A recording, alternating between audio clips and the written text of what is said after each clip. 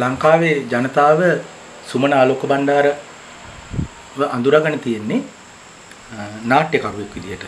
ඔහු ලංකාවේ නාට්‍ය වේදිකා නාට්‍යයේ ස්වර්ණමය යුගයේ දැවැන්ත භූමිකාවක් ඉටු කරව බව අපි හැමෝම දන්නවා. මේ වෙනකොට සුමන මහත්තයා නාට්‍ය කලාවට වැඩි සම්බන්ධ වෙලා ඉන්නේ ලේඛන කලාවට. ඔහුගේ අලුත්ම නවකතාව උසුම නමින් සමුද්‍ර ප්‍රකාශනයක් විදියට එළියට එීමට නියමිතයි. අපි සුමන ආලෝක බණ්ඩාරයන් සමග සාකච්ඡාවකට තමයි සූදානම් වෙන්නේ.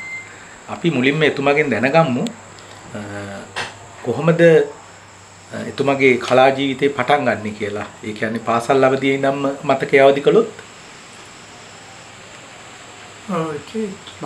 සුන්දරලක ඉන්න කාලේ ඒ මාතෘකතර නාට්‍ය ටිකක් කරා. එකක් ආලෝකය කියලා අන්තික පබාවති. ඒ නාට්‍ය දෙකේ රඟපාන්න සිද්ධ වුණා. රඟපාන්න ලැබුණා. හැබැයි ඔය වෙලාවේ සයිමන් සිටියා මාත් එක්ක අපි එක පන්ති. ඔය සයිමන් කියන්නේ සයිමන් නවගත් එකම. නම් තියාතෝරු තෝරගත්තේ නැහැ. තෝරගත්තේ මමයි. ඒ නාට්‍ය දෙකෙන් පස්සේ තමයි ඉස්තේ පාස් වෙලා මේ කොළඹ ගියේ. කොළඹ ගිහලා ඉතින් හැබැයි ඒ අන්ඩර්ස්ටෑන්ඩ් අපේ ඉතින් අතලකේ කියලා මාත්‍යෙක්. ඒ මාත්‍යෙක තමයි පුංචි බොර්ත අල්මාරිය. ඕකේ පොත් පුරවලා තිබුණේ. ඒ මාත්‍යා හැමතැනම කියවනවා. එයාගේ වැඩේම කියවන එක. එන කවුරුත් එක්ක සම්බන්ධයක් නැති වුණේ. ඊට පස්සේ අපි ගිහිල්ලා සයිමන් නවකත්තේ මාත්‍යයි මමයි අපි ගිහිල්ලා මේ පොත් අල්මාරිය දිහා දීගෙන ඉන්නවා. ඒ ආසාවට. එතනින් තමයි මේ කියවන්න පොඩ්ඩක් කැබ්බේ වුණේ. අතරේ මාත්‍ය කරනවා බලාගෙන ඉඳලා. එතකොට මේ සුමන මහත්තයා පාසල් වේදිකාවෙන් පස්සේ කොහොමද නාට්‍ය ජීවිතේ පටන් ගන්නෙ? කොළඹ රස්සාවට ගියාට පස්සේ ධර්මදාස් ජයවීරත් එක්ක මේ අකල්ලස්ස කියලා නාට්‍යයක් කරා. ඒකෙන් තමයි ඉස්සෙල්ලාම වේදිකාවට ආවේ. දැන් මානි ෆොන්සේකා වේදිකාවට ගත්තත් ඒකේ. ඊට පස්සේ තමයි දෙකටම නාට්‍ය කරන්න මේ වවනේ. මොකද අපිට මේ හවස 4න් පස්සේ කරන්න දෙයක් නැහැ. ඊට පස්සේ මොන හරි කරන්න ඕනේ. ඉතින් නාට්‍ය බලන්න යනවා. ඊට පස්සේ ඒ තමයි නාට්‍ය කරන්න හිතුනේ. ඒ දරුවසේ ජයවීරයි මටයි. අපි දැන් එකතු වෙලා මේ යාගේ තමයි මුලින් ස්ක්‍රිප්ට් එක පස්සේ ඒක සකස් කරලා මාල්නිවත් මේ අපිට මේ කැලණියේ හිටපු එක්කෙනෙක් වගේ ඉස්කෝලේ යාළුවෙක් එයා තමයි මාල්නිය අඳුරලා දුන්නේ. ඉතින් අපි 65 එකල්ලස්ස කරා. ඒකෙදි මාල්නියට හොඳම නිල සම්මානය හම්බුණා. එතනින් තමයි මේ නාට්‍ය ජීවිතේ පටන් ගත්තේ. ඒ කාලේ ප්‍රධාන රංගහල් ආශ්‍රිතව නාට්‍ය කණ්ඩායම් බිහුණා නේද? සුදර්ශී එක එතකොට ඒ විස්තර පොඩ්ඩක් ඒවන දැන් මතක නැහැ සුගත පාල්සිල්ලා. ඔව්. ડોක්ටර්ගේ නාට්‍ය හැමත් තිබුණා. හෙළි ජයසේන දයානන්ද ගුණවර්ධන ඒවත් කට්ටිය තමයි නාට්‍ය සම්බන්ධ වෙලා හිටියේ. ප්‍රේමරාජ් තිලකරත්න ඒකට තමයි නාට්‍යයෙන් වලට බොහොම වශයෙන් සම්බන්ධ වුණේ. එතකොට ස්තුනේ කණ්ඩායම ගැන චුට්ටක් කියනවනම්. ස්තුනේ කියන්නේ තින මේ මමයි මගේ ආලෝක බණ්ඩාර කරුණාරත්න නවගත් එකම. ඒකට තමයි ස්තුනේ කණ්ඩායම වුණේ. ඒක මේ ස්තුනේ නෙවෙයි ස්තුනේ කියලා වාචි කරේ. එතකොට ඔය කාලෙ වෙද්දි ලංකාවේ ලෝකධර්මී නාට්‍ය ක්‍රමයෙන් සමහර විකාර රූපී ක්‍රමයට, ඒ කියන්නේ ඇබ්සර්ඩ් කියන නාට්‍ය ශෛලියට අයිති නාට්‍යත් නිෂ්පාදනය වෙන්න මුල් වුණා නේද? සුමන මහත්තයලා. මම හිතන්නේ ඇබ්සෙට් කියන මේ ඒ ඇබ්සෙට් නෙමෙයි. නමුත් මේ සාමාන්‍ය නාට්‍ය වලට වඩා අමතර විදිහේ නාට්‍යයක් තමයි නිදිකුඹ. ඒකට අපි පාවිච්චි කරේ ඇබ්සෙට් කියලා විකාර රූපී කියලා. මොකද මේ ඒ නාට්‍යයට උඹදේ ගැරුවා. ඒක නාට්‍යයක් නෙමෙයි කියවා නවකතාවකට හොඳයි කිව්වා. එහෙනම් මේ නාට්‍ය ගැන මේ කියවපු කවුරුත් ප්‍රහදපල් කරේ නැහැ. ඒකෙන්ද අපි එක විකාර රූපී කියලා නම් තිබ්බා. මොකද ඒ කාලේ යථාර්ථවාදී සම්ප්‍රදාය නාට්‍ය බලන්න මිනිස්සු හුරු වෙලා හිටියද? ඒවා තමයි තිබුණේ. වැඩිපුර තිබුණේ ඔය කෝලන් නාටකම් වගේ නාට්‍ය තමයි තිබුණේ. ඒ දවස්වල පයිතන මේ පන්නේ නාට්‍යයක් කියවන්නේ පළවෙනි වතාවට වගේ නාට්‍ය. එතකොට සුගතපාල සිල්වා මහත්තයා නිදුකුම්බ නාට්‍ය පිටපත ඉල්ලනව නේද? පිටපත ලියලා ඉවරලා ඉතින් නිදුකුම්බ නාට්‍යද? නිදුකුම්බ ඒ කීප දෙනෙකුට බලන්න දුන්නා. මේ බලන් දෙපම සුගතපාල සිල්වා මේ ඒකට හරියට කැමති වුණා. කැමතිලා එයාට මේ නාට්‍යයක් නිෂ්පාදනය කරන්න කියලා පිටපත ඉල්ලුවා. ඒ නමුත් මම දෙන්න කැමති වුණා. අද මම දුක් වෙනවා මේ එයාට දුන්නේ නැති කියන්නේ. මොකද දුන්නා මේ මට සමහරට මම කරපු නාට්‍යයට වඩා හොඳ නාට්‍යයක් එයාට බිහිවෙන්නේ. අපේ නාට්‍ය ගැන එච්චර අවබෝධ තිබුණේ නැහැ. සුමන ආලෝක බණ්ඩාර කියන නාට්‍යකරුවා එක මොහොතක නාට්‍ය ජීවිතෙන් සමුගන්නවා. සුමන මහත්තයා ගැන කියන්න කැමති නම් යමක් කියන්න පුළුවන්. නැත්නම් අපි යමු ලේඛන ජීවිතේට. නාට්‍ය ජීවිතේ සමුගත්තා කියන්නේ ඒක කොළඹ මෑට් වවුරට අපරට පස්සේ අනුරාධපුරයට ගියා කුරෑකලට ආවා. ඒ අපම මේ අර නාට්‍ය කරන්න ඉඩක් නැතුව ගියා. මේ කවුරුත් වැඩිපුර නාට්‍ය කරන්න මේ පෙළඹුන්නේ. අපි ඔය කතා කරන 70 දශකේ ඒක දැන් අද වන විට අපි හැමෝම දන්නවා වේදිකා නාට්‍ය වලට ප්‍රේක්ෂකාගාරයක් නැහැ කියලා. එදා ප්‍රේක්ෂකාගාරය කොහොමද? එදා තිබුණා මේ. දැන් වැඩිහිටියෝ නාට්‍ය බලන්න ආවේ මේ රජයේ සේවයේ ඉන්න කට්ටිය. හැම නාට්‍යයකම වාගේ මේ ඕනම කෙනෙකුගේ නාට්‍ය බලන්න මේ ඉස්වාවා කිය. එතකොට නාට්‍යකරුවන්ට කියන්නේ රංගන ශිල්පීන්ට නිෂ්පාදකයන්ට අවස්ථාව කොහොමද තිබුණේ අදත් එක්ක සංසන්දනය කරද්දී? එදා කොහොමද ඒගොල්ලන්ට තිබුණ අවස්ථාව?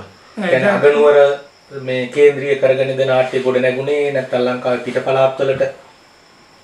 නෑ අපි වැඩිපුරම කොළඹ සමාජ කොළඹට තමයි නාට්‍ය කරේ. සමහරට ඊට පස්සේ ඉතින් පිට පළාත්වලට මේ අපිට මේ ඕඩර් සම්බුණා. ඒවට ගියා. මේ හැම නාට්‍යම වගේ මේ කොළඹ පිටාව මේ ගම්බද මේ පළාත්වලට.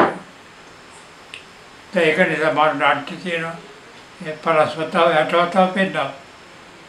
ඒ ගලපත්තිගේ නාට්‍ය ඒවහිම සරච්චන්ද්‍ර මහත්තයාගේ නාට්‍ය ඒවා නැහැ. විභාගයට මේ යොමු වෙච්ච හින්දා ඒ වුණත් මේ නාට්‍ය බලන්න මිනිස්සු පෙරළුණා හරියට. සුමන මහත්තයා ලේඛකෙක් විදියට නාට්‍ය තිරපිටපත් ලිවීම උදව්වක් වුණාද පස්සේ කාලෙක නවකතා කෙටි කතා රචනය සඳහා? දැන් කොහොම හරි මේ කොහොම සිද්ධ වුණේ අර මම ඉස්සෙල්ලා කියපු මේ අතරේ වාටක පොත්වල වාරේ ඉඳලා ඊට පස්සේ පොත් ගන්න පෙරමුණා. කියන්නේ පඩිය ගත්තා පඩියෙන් කීයක් හරි 4 එකක් වගේ වේදම් කරලා තියෙනවා මේ පොත් වලට. දැන් අල්මාරියේ තියෙන ඒකට පොත් ඒ හැම පඩියටම අපි මේ 4 එකක් වේදම් කරලා පොත් වලට. එහෙම කීප මේ සෑහෙන පෙසක් හිටියා මේ කියවන්න බැහැ. මොකද ඒකට වෙන කරන්න දෙයක් නැහැ. උගක් මේ අජිතේ මේ පිටකම් වලින් කිය ඒකට අවශ්‍ය කරන්න දෙයක් නැති ඉඳලා මොනවා හරි එක්ක චිත්‍රපට බලන්න දෙනවා. ඒකට නාට්‍ය බලන්න දෙනවා. ඒකට තපොත් කියවනවා. දැන් ලයිබ්‍රරියට පිටලා තිබෙන දවස්වල. නමුත් දැන් ඒක නෑ මං හිතන්නේ. ඉස්සර වගේ දැන් නැහැ. නාට්‍ය බලනත් මම හිතන්නේ අර ටිකක් අඩුයි. ඒතර බොහොම කැපවීමෙන් ටිකට් විකුණලා සෙනඟ ගොඩක් આવුත් මිසක් එහෙම නැත්නම් සාමාන්‍ය නාට්‍ය බලන්න සෙනඟේම කඩුයි. ඒක සෝමන මහත්තයා ද්විභාෂා වෙන්න වැඩ කරපු කෙනෙක් විදිහට අපි දන්නවා. කොහොමද ඒ හැකියාව ලැබුණේ? ඒ කියන්නේ අපි ඉගෙන ගත්තේ ඉංග්‍රීසියෙන්. ආචාර්යලක ඉගෙනුවේ අපි මුලින් ඉඳලා ඉගෙන ගත්තේ ඉංග්‍රීසි භාෂාවෙන්. ඊට පස්සේ තමයි ඔය සිංහල රාජ්‍ය භාෂාවට පස්සේ තමයි වෙනස් වුනේ. නමුත් එතකොට අපි අර ඉංග්‍රීසියෙන් ඔක්කොම කරේ ඉතිහාසය හැම දෙයක්ම ඉංග්‍රීසි භාෂාවෙන් තමයි කරේ. ඒකෙන් තමයි ඉංග්‍රීසි වලට දැනුමක් ආවේ පොඩ්ඩක්. මම සුමන මහත්තයාගේ පොත් අල්මාරිය අවුස්සද්දි මම දැක්කා ඒකේ කාල් මාක්ස්ගේ ප්‍රාග්ධනය පිළිබඳ වොලියුම් 3 ඉඳලා දොස්තොවස්කිගේ ටොලස්ටෝයිගේ ඒ වගේම ඉංග්‍රීසි ලේඛකයන් වන ඩිකන්ස්ගේ මේ හැමෝගෙම පොත් තිබුණා. මට කියන්න සුමන මහත්තයා කොහොමද මේ වාමාංශික දේශපාලනය ගැන හිතුවේ ඒ කාලේ? කොහොමද බයිටනේ මේක පච්චිකෙන් ආපු මේකද දන්නේ. නමුත් මේ වමන තමයි මම බරුනේ. ඊට පස්සේ කොළඹ ගියාට පස්සේ අතපත්තේ තමයි අපි ගත්තේ. ඒකෙන්ද ඒ පැත්තට බරුණා. ඊට පස්සේ තමයි මේ ආක්‍රෝධ පොත් කියවන්න පටන් ගත්තේ. මොකද අපිට ඒක අර මේ ඇත්තේ හිටපු කට්ටිය ඉඳ කොමිස් පක්ෂේ මේ කට්ටිය ඉඳ පොඩ්ඩක් ඒ පැත්තට නබරු කටුන. ඔය කාලේ සුවර්ණ මහත්තයාට මතක ආකර්ෂණීයම දේශපාලන චරිත ගැන පොඩි සඳහනක් කරන්න පුළුවන්. එහෙනම් මම ඉච්ඡර දේශපාලන ගැන ඉච්ඡර උනන්දුවක් තිබුණේ නැහැ. එහෙම කෙනෙක් කියලා මට හරියටම කියන්න බෑ. එතකොට ඒ කියන්නේ සුමන මහත්තයා කලාකාරයෙක් විදියට මිසක්කා වෙනම වාමාංශික දේශපාලනේ නිරත වුණේ නැහැ. දේශපාලනේ නිරත වුණේ නැහැ. නමුත් වාමාංශික නඹරුවක් තිබුණා. ඒක හුඟක් වැඩි වුණේ අතපත්තරේ ඉඳලා. ඒ අතපත්තරේදී ඒකට ආශ්‍රය කරන කොට ඊට පස්සේ ඉල්ලාල් කොරිකාර එහෙම ආශ්‍රය කරන කොට ගත්තා. ඒ ආශ්‍රය කිරීමෙන් තුළින් තමයි අර හුඟක් වාමාංශයට බර වුණේ. ඒතකොට සුමන මහත්තයා ජීවිතේට වැඩිම බලපෑමක් කරපු ලේඛකයෝ ගැන පොඩි සඳහනක් කරනවා. ලේඛකයන් මම හිතන්නේ වැඩිපුර මේ පටේට කට්ටිය මාට වික්‍රමසිංහට කවත්තක් තිබුණා. මේ මාට වික්‍රමසිංහ අගය කරා. නමුත් පටේට මේ ලේඛකයන් තමයි වැඩිපුර මේ අවදානයක් යොමුන්නේ.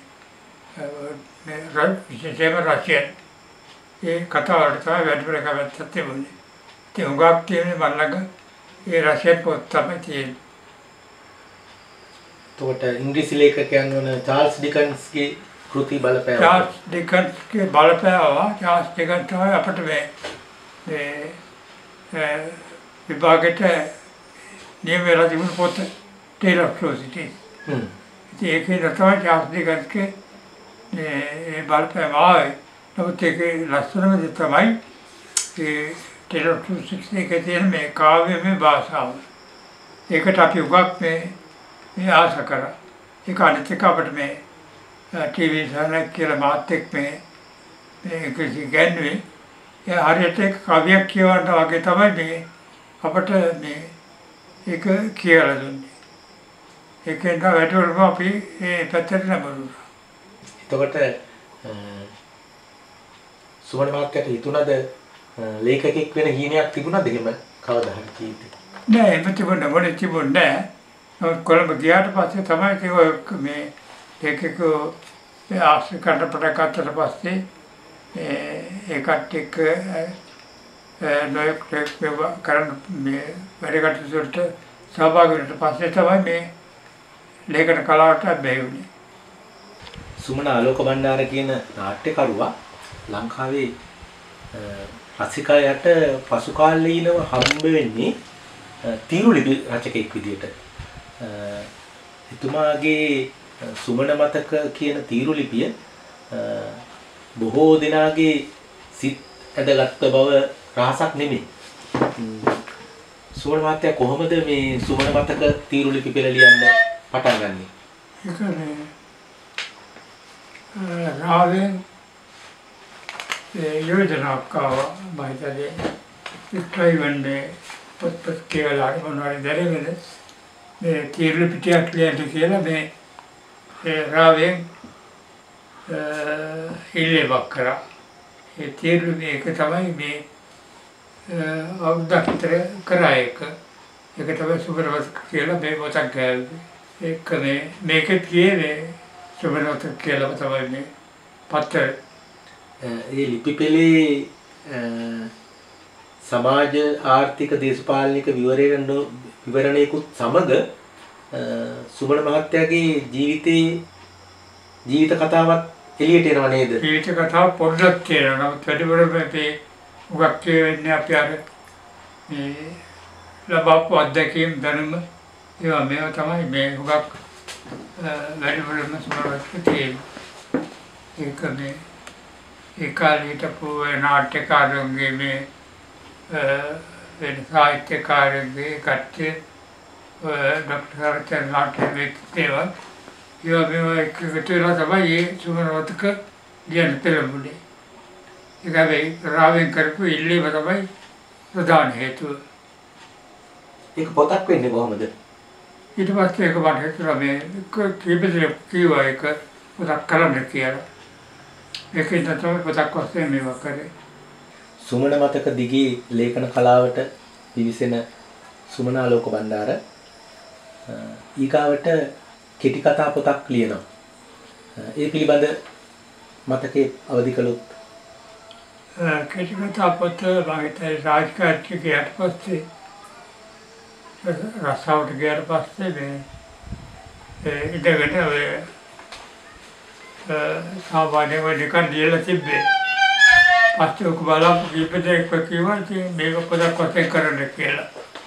ඒකින් තමයි මේ පොතක් වශයෙන් එක මුද්‍රණය කරන්න ඕනේ. සොඳුරුමේ ජීවිතේ. ඒක මේ කෙටි කතා පොත. කෙටි කතා පොත. එකගේ ඉන්නකම මේ ලියපු දෙකම කාලයකට කරන්න ලියපු කෙටි කතා වගේ.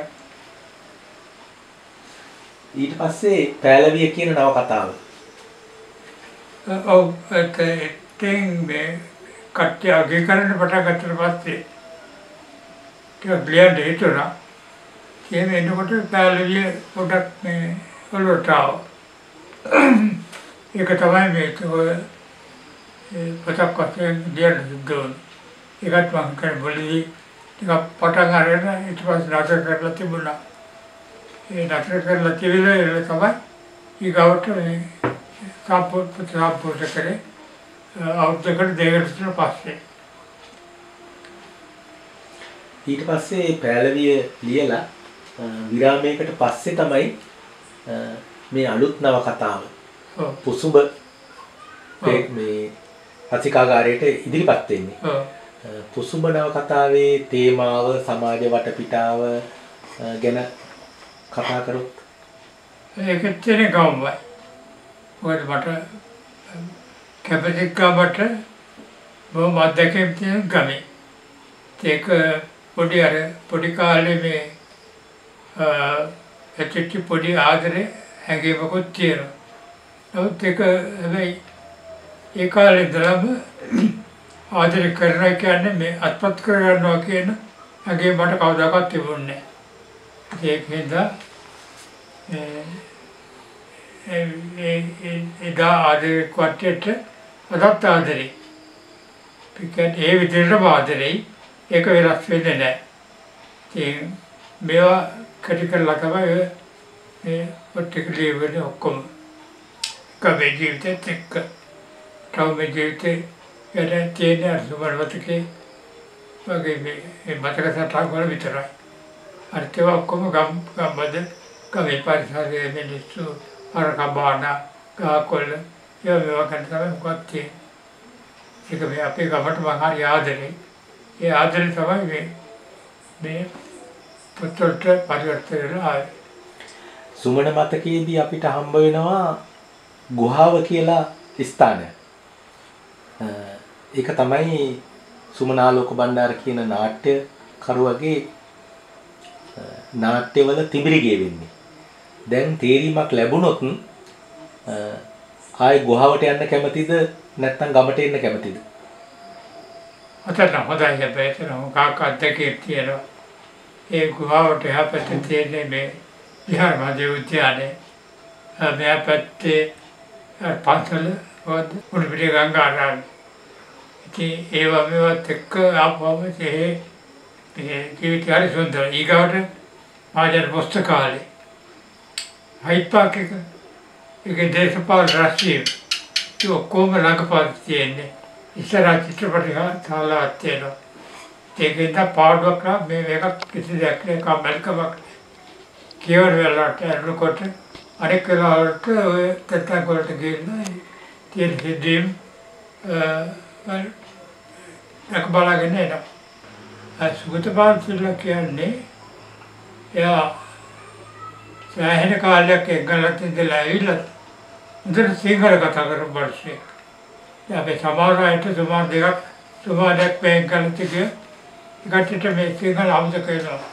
ඒ ව්‍යවහාර කරන්නේ මේ උච්චාරණය කරන්නේ ඉංග්‍රීසි ක්‍රමයක. ඉංග්‍රීසි කාර්යයක් සිංහල කතා කරනවා. සුගත වෙන්නේ සුගත අත්වස්යෙන් යන්න ඉස්සෙල්ලා කතා කරා වගේ හොඳට සුද්ධ සිංහලෙන් කතා කරා. ඒක තමයි සුගතයේ විශේෂත්වය වදකින්. ඒක හොඳ මාතෘකාවක්. කිසි වෙලාවක කාටවත් මේ වෛද්‍ය කරේ ඉස්සක ඒකවත් නැහැ හැමෝටම උදව් කරනවා. ඉදිරිවීර සරච්චන්ද්‍ර මහත්තයා හඳුන්ලා දුන්නු නාට්‍ය ශෛලියෙන් බැහැර වෙලා ස්වභාවික එහෙම නැත්නම් යථාර්ථවාදී රීතියේ නාට්‍ය හඳුන්ලා දෙන්න ප්‍රමුඛ වුණේ සුගතපාල සිල්වා මහත්තයා. ඒ ගැන මොනවද කියන්න තියෙන්නේ?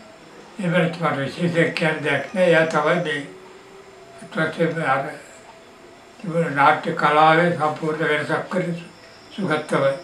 ඒ සුගතේ නාට්‍ය වලින් වාසිය ලබපු ගාත් දෙනෙක් ලංකාවේ ඉන්නවා. ඉතින් මම හිතන්නේ ඒ කාලේට හොඳම නිෂ්පාදක අධ්‍යක්ෂලා තමයි කියන්නේ සුගතපාල සිල්වා. අනිත් අයට වඩා මම හිතන්නේ යට දැනුවත් වෙනවා හොඳට කියවලා තිබුණා. ඒකෙන් තමයි ඇති මේ ඒ වගේ ලස්සනට මේ නාට්‍ය නිෂ්පාදනය කරන්න පුළුවන්. දයානන්ද ගුණවර්ධන මහත්තයා කොහොමද සුගතපාල සිල්වා මහත්තයා වෙනස් වෙන්නේ? දයානන්ද ගුණවර්ධන නෝනා හිටගමත කරලා නැක් කෙනෙක්. එයා අමතක ලෝකෙ ගිහින් කල්පනා ලෝකෙ ගිහින් ගෙදරක් වගේ කවුරුද දන්නවා ඒ මොකද්ද චිත්‍රපටයක් විවා කරන්න ගිහිල්ලා නෝනා එතන උපරාම කට්ටතර දාලා මෙයා ගෙදර ඇවිල්ලා. පස්සේ තමයි මෙයාට මතක් කරලා තියෙන්නේ නෝනා. ඊට පස්සේ ආයෙ ගිහින් තමයි නෝනා එක්ක ඇවිල්ලා තියෙන්නේ. ඒ වගේ තමයි මේ දානට කරන්නේ. ලංකාවේ වේදිකා නාට්‍යවල මේ කාලේ සටහන් වෙන්නේ ඛේදවාචකයක්. දැන් ලංකාවේ වේදිකා නාට්‍ය හදන අයත් නැහැ, ප්‍රේක්ෂකාගාරයක් නැහැ. ඔව්. ඒකට සුමනාලෝක බණ්ඩාර මහත්තයලා කොහොමද වග කියන්නේ? අපර දැන් තියෙන නාට්‍ය කරන එකවත් නාට්‍ය පෙළන එකවත් ලේසි වැඩක් නෙවෙයි. මොකද නාට්‍යකාරයෝ වගේ කලාකාරයෝ වගේ මිනිස්සු මේ ඉතින් පොත් මිනිස්සු නෙමෙයි. ඒක නිසා මේ හරි අමාරු වෙනවා මේ නාට්‍යයක් නිෂ්පාදනය කරලා පෙළන එක. ඒකට සෑහෙන වේදනාවක් දරන්න. ඒ වේදනාව දරන්න බැරි නිසා තමයි මේ නාට්‍ය කලාව ටිකක් පිළිලා වගේ තියෙන්නේ. ලෝකේ ගොඩක් රටවල් වල වේදිකා නාට්‍ය තාමත් සජීවී මාධ්‍යයක් විදිහට තියෙනවා. ඔව්. ලංකාවේ මේ වේදිකා නාට්‍ය කියන එක කෙරවලකට එන්න හිතෙන්නේ නැද්ද සුමනාලෝක බණ්ඩාර මහත්තයාට කොහෙද වැරදුනේ කියලා? ඒක බාහිරන්නේ මේ අපේ තියෙන ආර්ථික ප්‍රශ්න තමයි මොකක් බලපාලා තියෙන්නේ. කෙනෙකුට නාට්‍ය නිෂ්පාදනය කරන්න වේදා කරන්න හරි අමාරුයි. අන්තික නළුවේ වලත් දැන් මේ ව්‍යාපාරිකයෝ වගේ වෙලා තියෙන්නේ. දැන් අපේ කාලේ අපි සල්ලි ගෙව්වේ නැහැ. අපිට හිතුවත් මේ නාට්‍ය තුනක් විතර කරලා ඉවරලා කීයක් හරි අතට දෙනවා. දැන් එහෙම නෙවෙයි. දැන් ඒක බිස්නස් එකක්. දැන් කරන රස්සාවක්. ඒකෙන් තමයි මේ ඒ රස්සාවත් එක්ක නාට්‍යකාරයෙකුට ඉදිරියට ටිකක් අපහසුයි. ඒක තමයි දැන් වෙලා තියෙන්නේ. දැන් සුමන ආලෝක බණ්ඩාර මහත්තයා නවකථාකාරයෙක් විදියට සාහිත්‍ය ක්ෂේත්‍රයට එද්දී ලංකාවේ නවකථා ඒ කියන්නේ අලුත් නවකථා කියවනවද? අලුතෙන් සම්මාන හම්බෙන නවකථා ඒ නවකථා පිළිබඳ සංවාදයට සජීවීව අවදියෙන් ඉන්නේ ඒ පිළිබඳව. කියවනවා අපි ලැබෙන වෙලාවක කියවනවා. දැන් කාලේ මට වෙන්නේ පුළුවන් තරම් පොත් හොයාගෙන කියවන බැරියක් තියෙනවා. මොකද දැන් පාළු වෙන්නේ ඉන්නේ. ඒ පාළු නැති කරගන්න තියෙන එක මාර්ගය තමයි මේ පොතක් කියවන එක. දැන් ද්විභාෂාවෙන් විදේශ නවකථා කියවපු කෙනෙක් විදියට මොකද මේ රූපරාමෝ පිටිපස්සේ තියෙන පොත් රාක්කේ ගොඩක් තියෙන්නේ ඉංග්‍රීසි පොත්. කියවපු කෙනෙක් විදියට සුමන මහත්තයාට හිතෙන්නේ නැද්ද ලංකාවේ නවකතාව තාම ජාත්‍යන්තර තලයට ඇවිල්ලා නැහැ කියලා? ඔව් තාම මම හිතන්නේ එච්චර ඒ චරිත නිරූපණය ගැනෙච්චර මේ උනන්දුවක් නැහැ කියලා තමයි මට හිතෙන්නේ. මොනවා හරි කතාන්තරයක් කියලා ඒක මේ ජනගත කරන්න උත්සාහ කරන මිසක් ඒකේ හරයක් ගැන එච්චර තකීමක් කරන්නේ නැහැ කියලා තමයි මට කල්පනා. කියවීම ලංකාවේ රසිකයන් අතරින් ඈත් වෙමින් තියනවද පාඨකයන් අතරින් ඈත් වෙමින් තියනවා කියලා හිතනවද ඔබතුමා? ඒක මට හිතෙනවා ඈත් වෙමින් තියනවා කියලා. මොකද මේ දැන් පොතපත ගන්නත් මේ කට්ටියට බොහොම අපහසුයි. දැන් අපේ කාලේ නම් අපි එච්චර අඩික්කේ පිළඟ එච්චර නෑ. ඒකෙන්ද පොත් ගන්න පුළුවන්කම තියෙනවා. දැන් ජීවත් වීමට මේ වේදන් කරන්න මිසක් මේ ඒකටත් වේදන් කරන්න මේ ලැබෙන ආදායම මදි. ඒකෙන්ද තමයි මේ පොත් කීමේ ටිකක් ඇත්තලා තියෙන්නේ. එතකොට අවසාන වශයෙන් සුමන මහත්තයාට හිතෙනවද නවකතාවල් ලියන්න අපි හැමෝම දන්නවා නවකතාවල් ලියන්න විශාල ජීවිත අත්දැකීම් ප්‍රමාණයක් ඕනේ. ජීවිතය ගැන අවබෝධයක් ඕනේ. අපේ ඉස්සරහට එන්න ඉන්න සමාජයට ඒ කියන්නේ අපේ ඊගාව પરම්පරාවට මේ සමාජයට නිරාවරණය වෙලා ජීවන අත්දැකීම් ලබා ගන්න තියෙන ඉඩ අඩුයිද නැත්නම් සමුණ සුමන මහත්තයලා කාලේ ඒ ඉඩ වැඩිපුර තිබුණාද? අපේ කාලේ වැඩිපුර තිබුණා. අපට ඕඩිතයක යන්න පුළුවන් කියලා පෞගේ කාලේ පාර්ශ්ව බයිල් බැරි කවක් තිබුණා. ඒකෙන් තමයි සුත්‍ර කවමිම වගේ වැඩකුණා. මිනිස්සුගේ ආශ්‍රය මිනිස්සුත් ආශ්‍රය කිරීම වැඩකුණා. ඒ මිනිස්සු ටික හුදකලා වෙනවා වගේ. ඒක නිසා තමයි දැනුම ටිකක් අර කීප දෙයක් මේකට මේ උපත් ගතියක් නිසා කරන මිසක් නැත්තම් ඒ තරම් මේකට පෙළඹෙන්නේ නැහැ කට්ටිය මට හිතෙනවා. මේ සුමන මහත්තයාගේ ලේඛන දිවියේදී ස්තුති කරන්න ඉන්නවද කවුරු හරි විශේෂ පුද්ගලයෝ? පටිච්ච මේ ස්තුති කරන්න තියෙන්නේ ඉන්නේ එකම මිනිස්සු අතරගේ වාත්‍ය. අපේ ඉස්කෝලේ අර පුත්‍රාක්‍යත්‍ය හිටපු මේ කුරුසව තමයි මේ ස්තුති කරන මගේ ජීවිතය සම්පූර්ණ මේ තත්ත්වයට ගෙනාවේ අතරගේ වාත්‍ය. එයි ආර්බි කාලයල කියලා මේ प्रिंसिपल बात थे स्कूल यात्रा पर साइड जो करा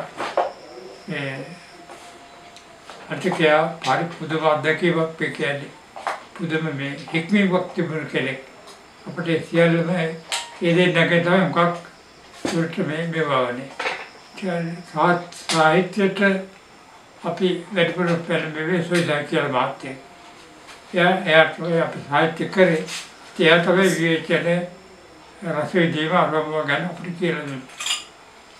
හොඳයි අපි එහෙනම් මේ සාකච්ඡාවේ අවසානයේ පැමිණලා තියෙනවා. මම ලංකාවේ ඉන්න සහෘද පාඨක ජනතාවගෙන් ඉල්ලා සිටිනවා.